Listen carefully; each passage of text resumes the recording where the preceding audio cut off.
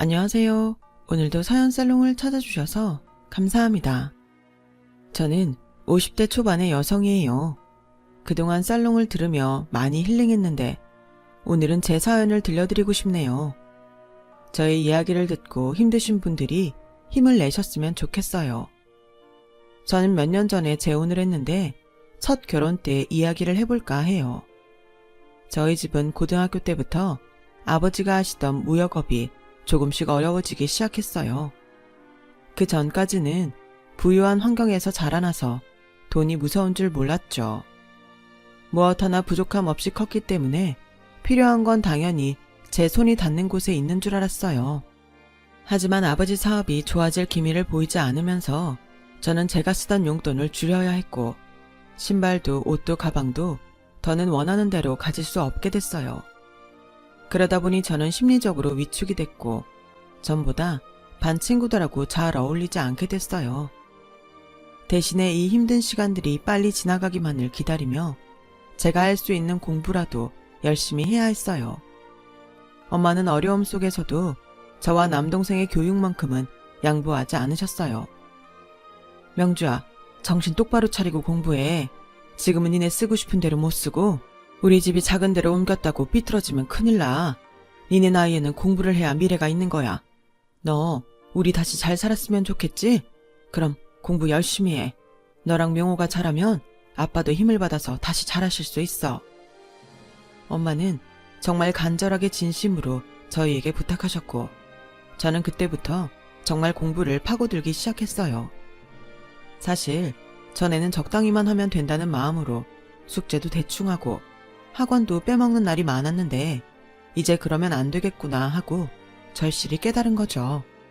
또 엄마가 생활비를 쪼개서 아낀 돈으로 저희 학원비를 내주시는 걸 알고 정말 그 돈이 아까워서라도 열심히 하게 된 것도 있어요.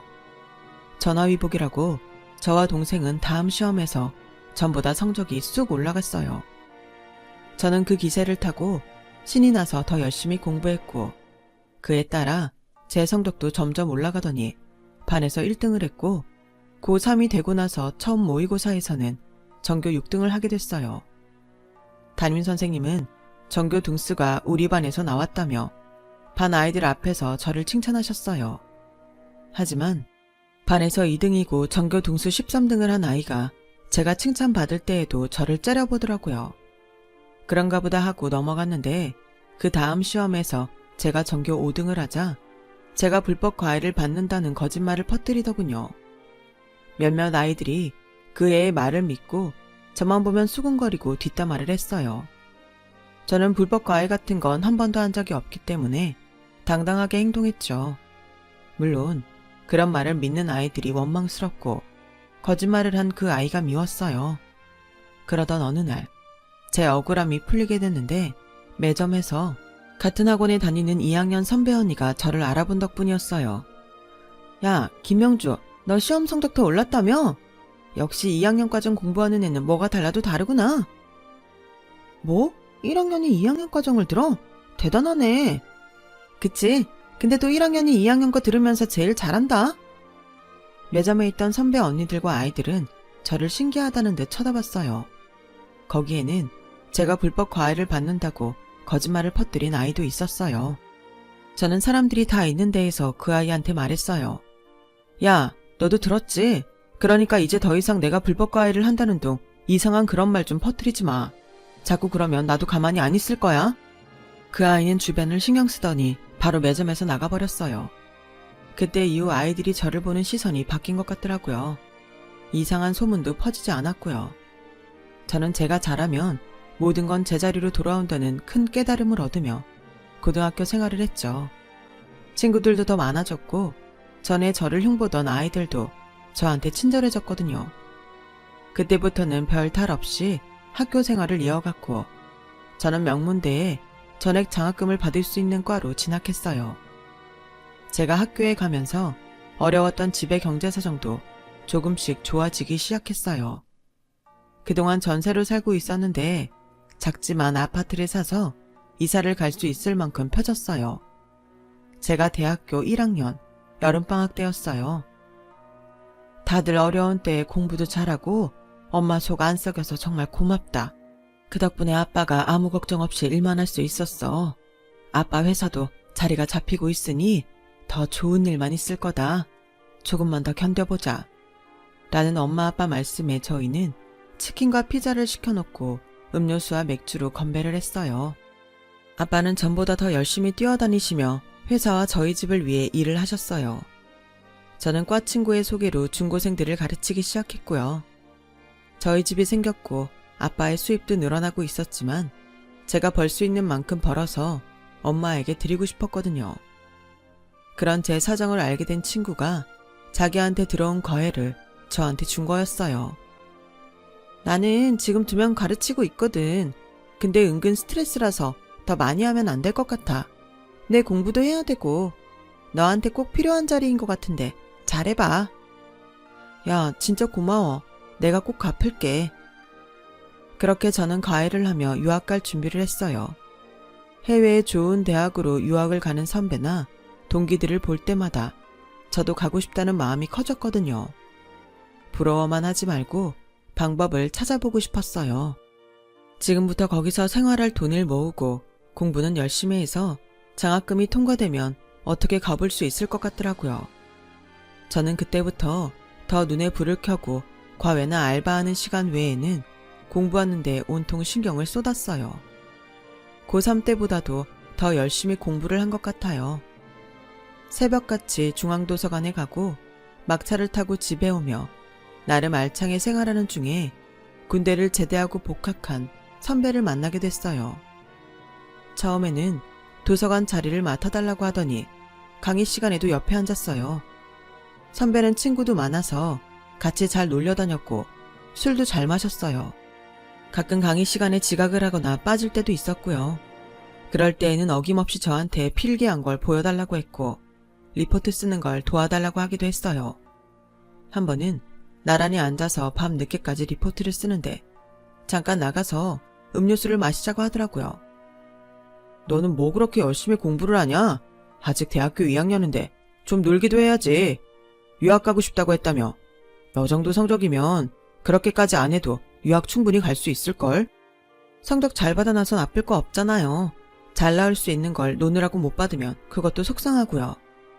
그래도 2학년 때부터 너처럼 목숨 걸고 하는 애는 처음 본다. 남자친구도 좀 사귀고 그래봐. 나는 어때? 남자친구로. 저는 너무 뜻밖의 말에 잠시 할 말을 잃었지만 곧 지금은 그럴 수 없다고 잘라 말했어요. 하지만 선배는 제 생각보다 끈질겼어요. 야, 그럼 나 공부 가르친다고 생각하고 만나줘. 공부 커플 그런 것도 괜찮겠다. 너도 그러면 공부 시간 안 뺏기잖아. 남의 공부를 봐주는 것 자체가 제 시간을 드리는 건데 어떻게 그렇게 생각하는지 모르겠더군요. 저는 정 그러면 강의 못 들은 건 설명을 해주겠다고 했어요. 선배는 그때부터 일주일에 2-3번은 도서관이고 학생회관이고 제가 있는 곳에 와서 빼먹은 강의 설명을 듣거나 리포트를 같이 썼어요. 이 정도면 너도 다시 생각해줘야 되는 거 아니야? 내가 아무한테나 그러는 줄 아나 본데 절대 아니거든. 그럼 제 공부 시간 방해하지 않는다고 약속해요. 안 그럼 시작 못해요. 그래도 사귀는 사이인데 데이트를 하다 보면 시간도 뺏길 수 있지. 안 돼요 그럼. 전 유학 꼭 갈 거고 사실 선배랑은 어떻게 될지 모르는데 그렇게 시간 낭비할 수 없어요. 결국 선배는 알겠다고 하면서 일단 만나자고 하더군요. 저는 적당히 만나다가 헤어질 생각으로 가벼운 기분으로 사귀었어요. 제가 일주일에 한 번 일요일 오후에 만나는 걸로 약속을 정했는데 선배와의 관계는 용케 1년이 넘게 이어졌어요. 가끔씩 저한테 다른 날에도 만나자고 하기도 하고 강의를 빼먹고 놀러 가자고 한 적도 있지만 한 번도 들어준 적이 없기 때문에 어느 정도 있다가 포기할 줄 알았거든요. 그리고 4학년이 되었을 때 선배는 대기업 기획팀에 취업이 되었어요. 선배가 회사에 출근을 시작하면 저와 만날 시간도 없을 테고 자연스럽게 헤어질 거라고 예상했어요. 그럼 저도 유학에 필요한 시험들을 보고 준비해야겠다 마음먹었죠. 그런데 선배는 정말 뜻밖의 이야기를 꺼냈어요. 너 꼭 유학 가야 돼. 정 가고 싶으면 내가 보내줄게. 우리 결혼하자. 어쨌든 나 회사는 들어갔으니까 1년은 다니는 신용하다가 나가야 될 것 같아. 그러니까 결혼 먼저 하자. 결혼이라니 그게 무슨 뚱딴지 같은 소리야. 대학 졸업도 안 하고 뭔 결혼. 안 돼. 난 그러기 싫어. 졸업 안 하고 결혼하는 사람들도 있어. 그래도 결혼하면 여자가 집안일 더 많이 하게 되는데 난 공부에 지장 있는 거 딱 질색이야. 내가 너 공부할 수 있게 도와준다니까. 지금까지도 네가 만나자고 할 때 빼고는 안 만났잖아. 그렇게 해줄게. 선배는 왜 나랑 결혼하려고 해? 회사 들어가면 더 마음에 맞는 여자 만날 수도 있잖아. 그냥 네가 좋으니까 그런 거지 뭘. 라고 하는데 솔직히 기분 좋기도 했고 감동받기도 했어요. 그래도 졸업 전에 결혼을 하면 분명 공부가 흐지부지 될 것 같았어요. 저는 제가 졸업할 때까지도 그 마음이 변하지 않으면 그때 결혼하자고 했어요. 유학도 꼭 가야 된다고 했고요. 선배는 회사에 들어가서도 일요일 정해진 시간에만 저를 만났고 저와의 약속을 지켜줬어요. 그 모습에 감동한 저는 결혼을 결심했죠. 4학년 졸업 전에 양가 상견례를 시작하면서 결혼 준비에 들어갔죠. 선배의 아버지는 고등학교 때 돌아가셔서 어머니만 계셨고 대학에 다니는 남동생이 한 명 있었어요. 우리 형보다 공부 잘한다면서요? 그럼 자식들이 멍청하진 않겠다. 라며 껄렁껄렁 말하는 태도가 영 불편했지만 어른들도 있는데 참았죠. 저희 가족도 아무 말 안 하고 묵묵히 식사만 했어요. 시어머니는 좀 차가워 보였지만 그래도 예의에 어긋나는 행동은 안 했어요. 시동생을 보면 얼마나 보겠냐 싶어서 저는 그냥 무시하기로 했어요. 그리고 저는 졸업하고 한 달 만에 선배와 결혼을 했죠. 결혼식과 패백을 다 마치고 하객들 자리를 돌며 인사를 하는데 시동생이 누군가와 귓속말을 하면서 저를 계속 기분 나쁘게 쳐다봤어요. 제가 인사를 하면서 보니 시동생 또래의 여자였는데 저를 안 입고 온 표정으로 흘끔 보고는 음식만 먹더라고요. 기분이 나빴지만 좋은 날 그런 거 신경 쓰지 말자 싶어서 넘어갔고 저는 신혼여행을 갔어요. 거기서는 그런 일은 다 잊고 재미있게 놀다가 왔어요. 그런데 돌아와서 시댁에 인사를 하러 갔더니 대뜸 시동생이 빈정대더라고요. 형수, 고등학교 때 성적 잘 받으려고 불법 가해까지 했다며. 그래서 내 여친 언니가 형수 때문에 밀려서 완전 손해봤다던데. 자기 이익을 위해서는 범죄도 저지르겠어. 이래서 집이 한번 망했던 애들은 안 된다니까. 도련님, 그 언니 이름이 박지연 맞죠? 제가 1학년 때 학원에서 2학년 과정 상위권 수업에 있었다는 말은 안 해요? 그거 밝혀지고 지연이도 더는 그런 거짓말은 못했는데요. 자기가 저한테 밀려니까 그런 거짓 소문 퍼뜨려서 난처하게 한 게 지연인데 왜 알아보지도 않고 저보고 뭐라고 하세요? 그리고 제가 손윗 사람이에요. 기본적인 예의는 지켜주세요. 너는 뭐? 다 지난 이야기 가지고 그렇게 발끈하니? 얘가 잘 모르고 한 말 가지고 조목조목 따지면 우리 수명이가 얼마나 무한할지 생각 안 해봤니? 뭘 그렇게 정색을 하며 첫날부터 시끄럽게 하는지? 하며 시어머니는 은근히 도련님 편을 들었어요. 남편은 아예 제가 당하는 상황은 관심 바뀐 것처럼 부엌에 들어가서 과일하고 아이스크림을 꺼내서 먹느라 정신이 없더라고요. 저는 어차피 몇 개월 있다가 유학 서류 통과하면 안 볼 사이다 싶어서 더 이상 말 안 하고 가만히 있었어요. 그런데 시어머니가 또 한마디 하셨어요. 근데 니네 친정 이제 빚은 다 정리된 거지? 지금 사는 아파트가 좀 작긴 하던데 자가는 확실하고? 니네 친정이 우리 대명이 도움은 못 줘도 빨대는 꽂으면 안 된다. 엄마, 장인어른 지금 사업 잘하고 계셔.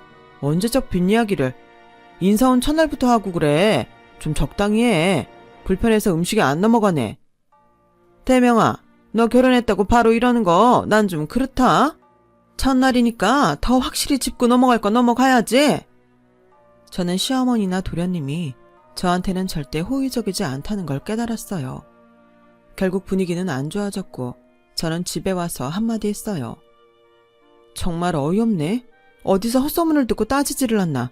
어머니는 우리 집 지난 일을 왜 캐묻는지 모르겠네. 그랬거나 말았거나 신경 쓰지 마. 네가 앞으로 잘하면 되잖아. 라는데 왜 내가 뭘 잘해야 되는 건가 싶었어요. 지금도 딱히 잘못한 게 없는데 말이에요. 신혼생활은 정말 제가 상상했던 것과는 너무 달랐어요. 한마디로 제 계획은 전부 다 박살이 나버렸죠. 남편이 공부할 수 있게 전부 도와주겠다고 했지만 시어머니는 저를 아무 때나 불러서 마치 도우미처럼 부려먹었어요.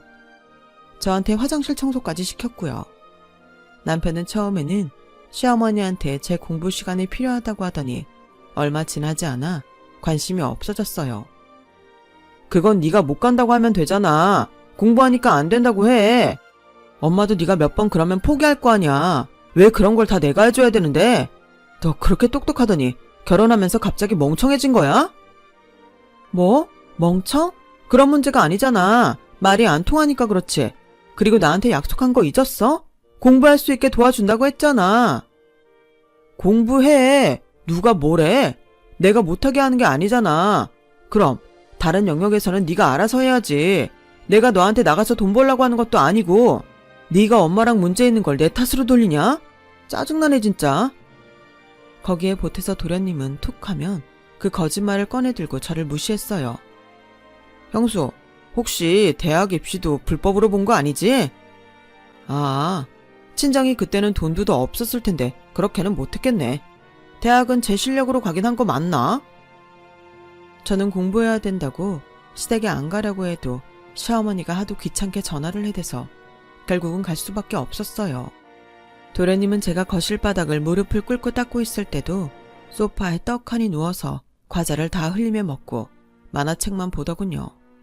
시어머니는 자꾸 다른 집 며느리 친정은 재산은 얼마다 그런 말을 하며 저한테 스트레스를 줬어요.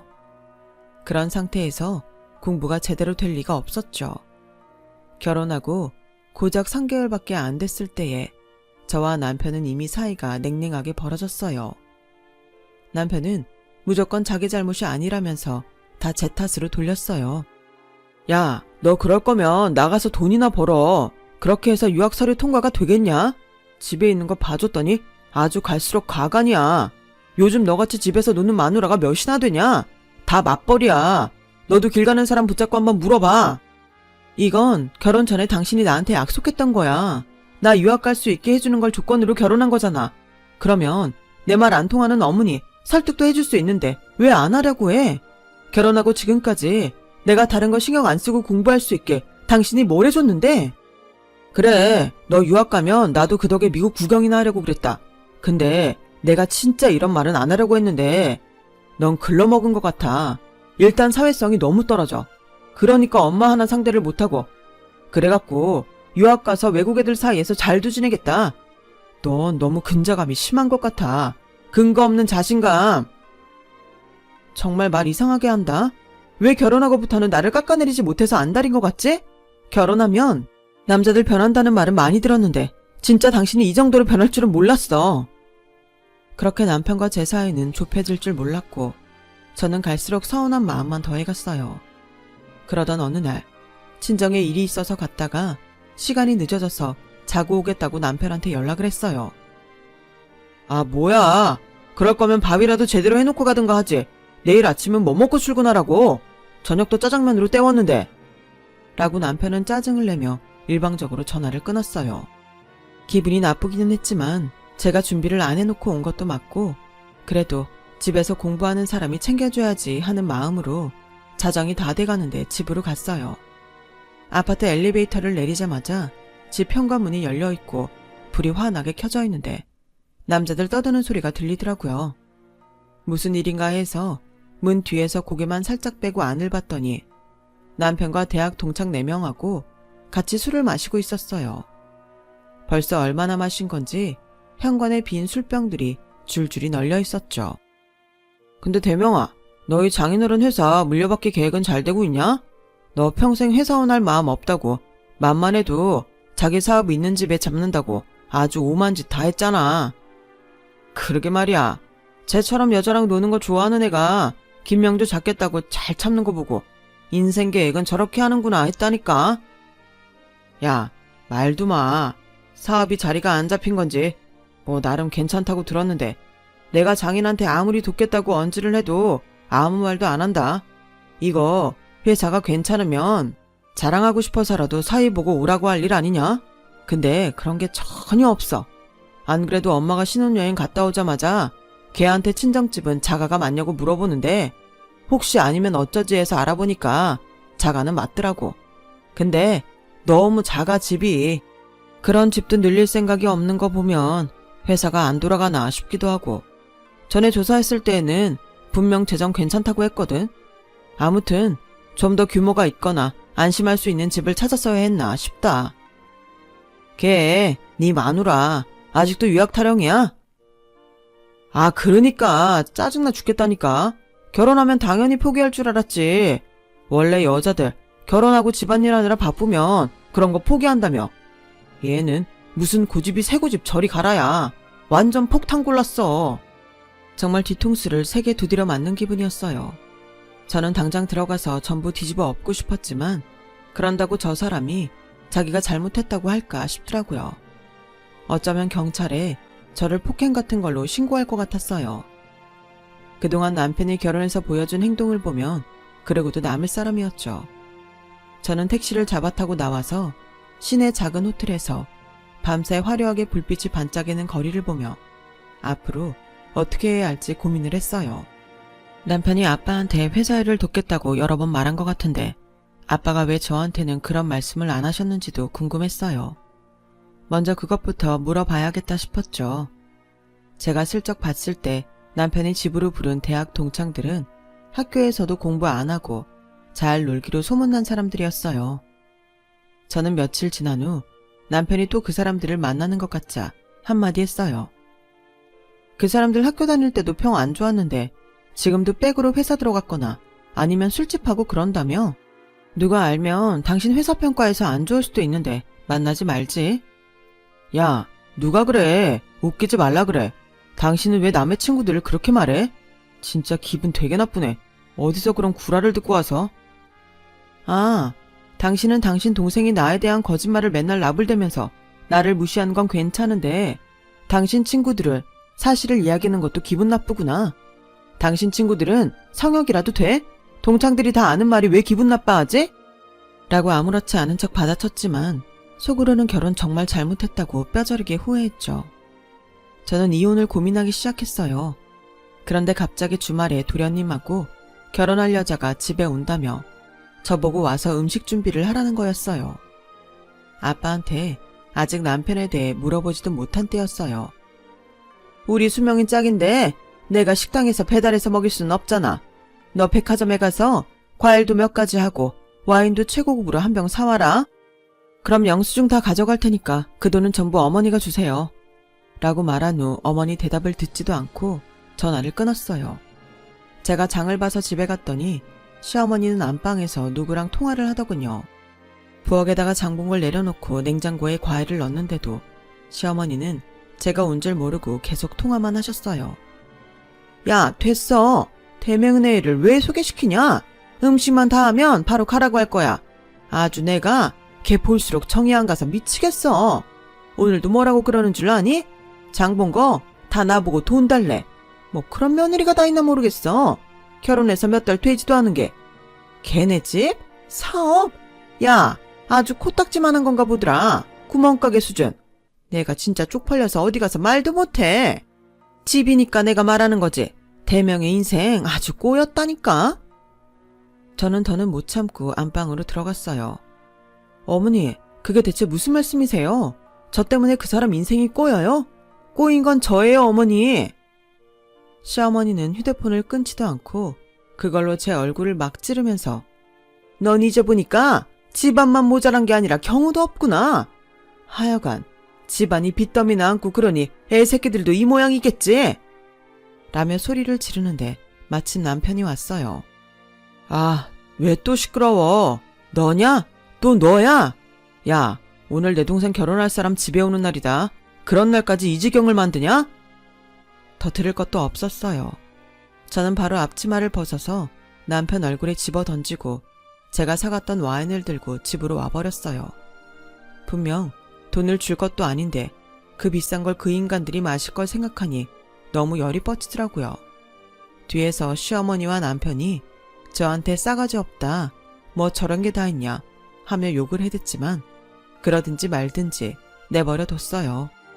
더는 상관하고 싶지도 않았고 빨리 연을 끊어버리고 싶었어요.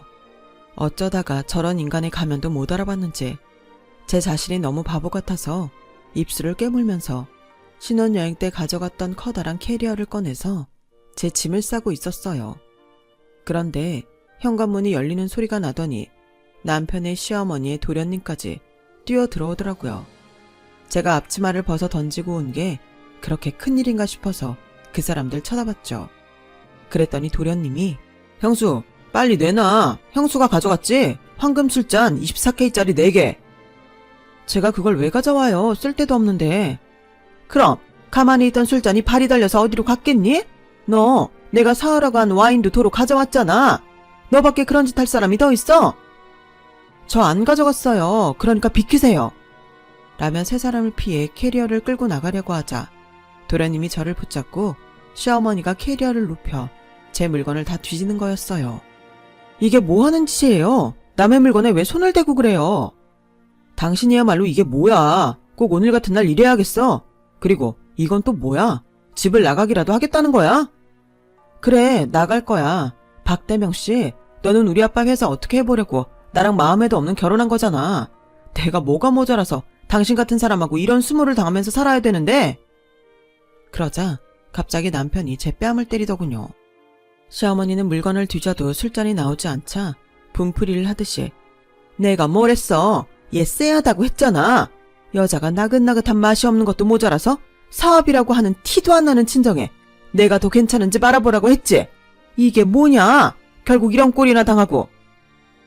당한 건 나죠. 댁들이 아니라. 댁들이 뭔데 함부로 남의 집 재산에 손을 대려고 들어. 누가 그렇게 내버려나 둔대? 저는 저를 잡고 있던 도련님 팔을 거세게 뿌리친 후 다시 짐을 쌌어요. 와, 내가 살다 이런 여자는 진짜 처음 본다. 형은 어떻게 여자 보는 눈이 이렇게 낮아? 어이가 없네 진짜. 저는 그 사람들이 떠들거나 말거나 짐을 끌고 현관을 나와버렸어요. 그러자 남편은 엘리베이터 앞까지 쫓아와서 너 진짜 나가는 거야? 각오는 된 거고 집안 식구들이 말다툼 좀 했다고 결혼한 지 3개월 된 여자가 짐을 싸?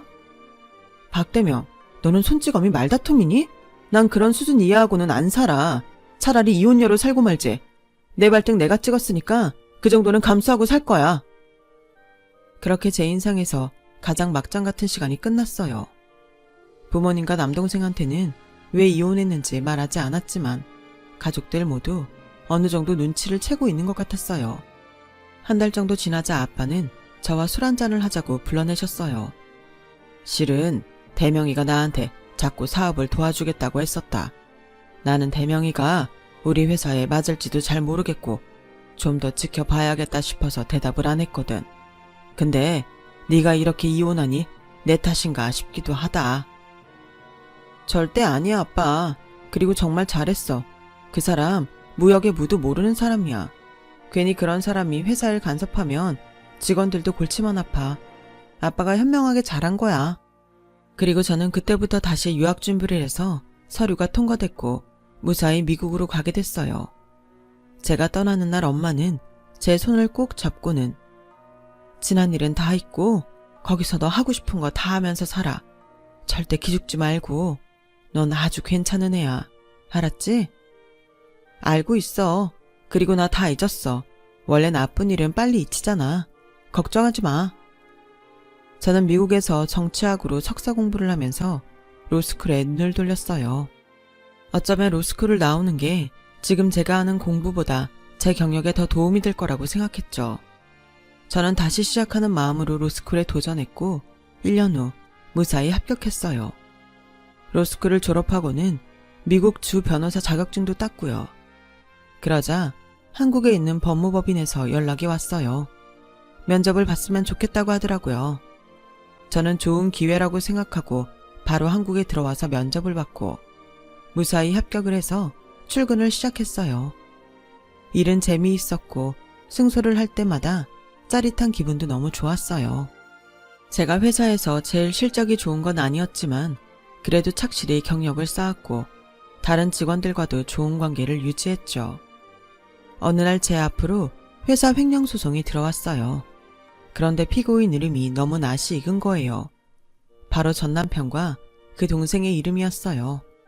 나란히 이름이 있는 걸 보니 그 두 사람이 맞는 것 같았어요. 생년월일도 그렇고요. 보니까 전 남편과 동생은 동생 아내의 친정회사에 이사로 들어갔고 야금야금 회사 돈을 빼돌리고 있었더라고요.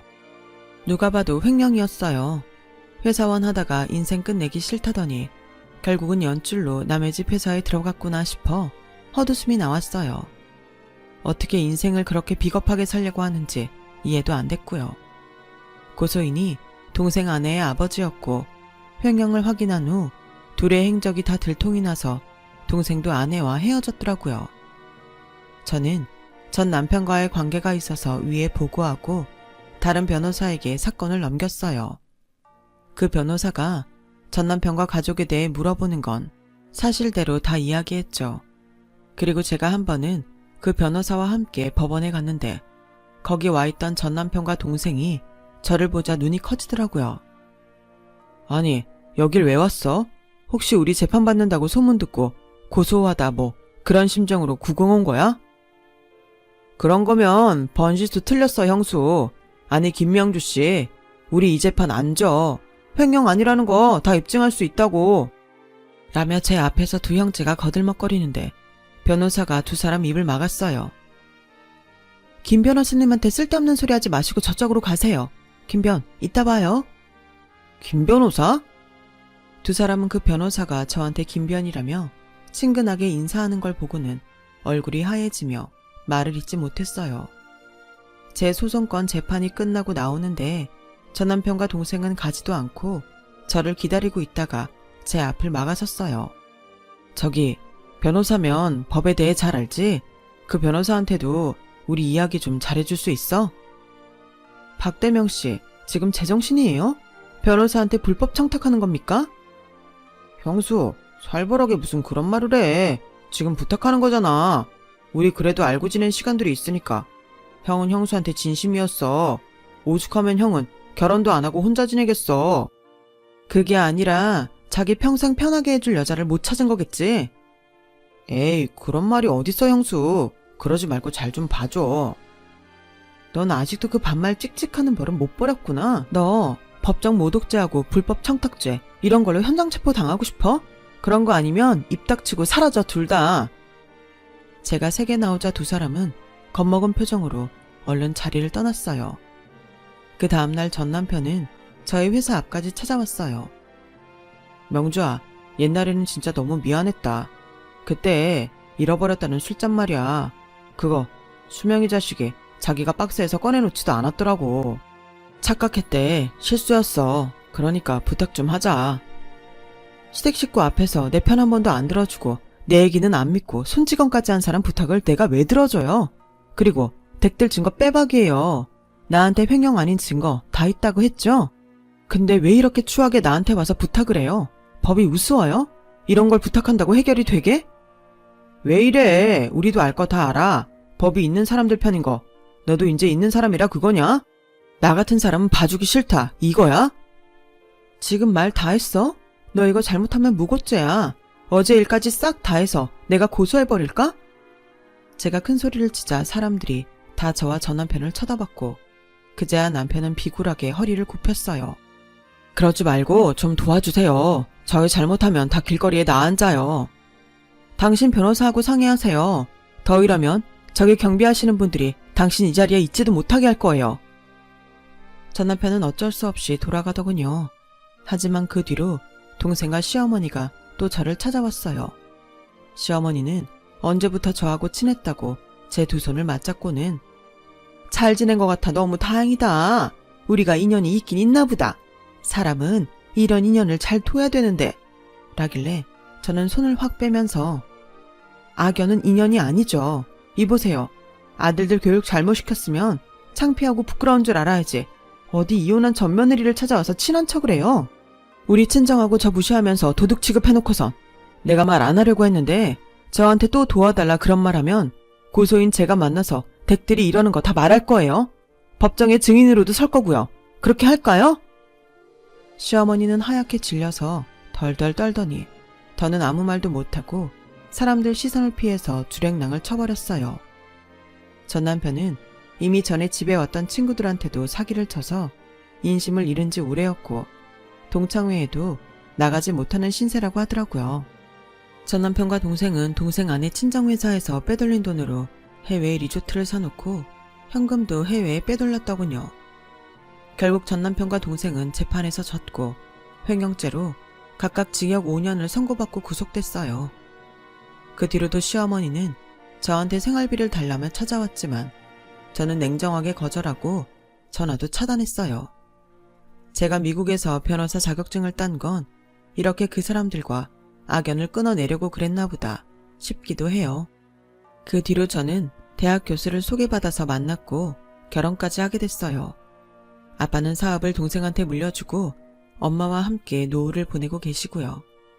작은 사업체라서 어려움이 있을 때도 많지만 그래도 꿋꿋이 꾸려나가는 동생을 보면 든든한 마음이 들곤 해요. 제 이야기는 여기까지예요. 언제나 행복하시고 건강하세요. 감사합니다. 여러분, 사연 댓글에 응원과 현명한 조언 부탁드려요. 좋아요와 구독은 저에게 큰 힘이 됩니다. 오늘도 좋은 일 가득하세요.